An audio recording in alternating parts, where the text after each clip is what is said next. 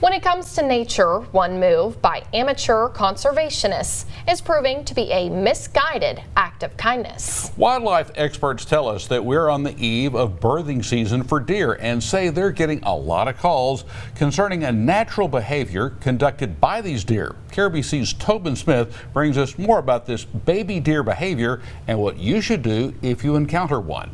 While these pens are currently empty, experts say that very soon it will look a little something like this. There are now 9 fawns at heartstrings. Baby deer, also known as fawns, engage in a behavior known as catching, where they will hide within vegetation for hours at a time while the mother ventures off to forage for food. It's a behavior that Wendy Logan of Heartstring Wildlife Rehabilitation says has caused confusion with those who are uninformed and resources for her nonprofit. We do raise fawns from May to October. They literally are on formula, so it is a very long process, and that's another reason we want to make sure that our resources go to animals that are strictly in need. Taylor County Game Warden James Cummings tells us that interfering with these animals' natural behavior is a citable offense, but says they generally don't resort to that because of the good intentions behind the action. However, he says that could all change in order to get the message across. This is where a good deed is not the right deed. You need to leave that wild animal alone and not mess with it. It's not something we want to cite for, but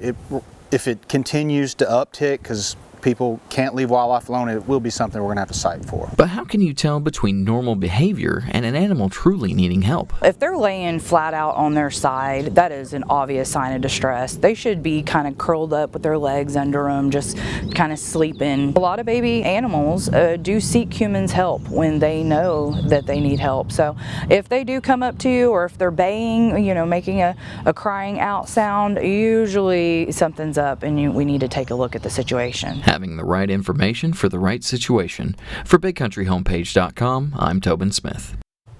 Thank you, Tobin. Logan says the influx of fawns over the years has led to an increasing need for volunteers and donations for their organization.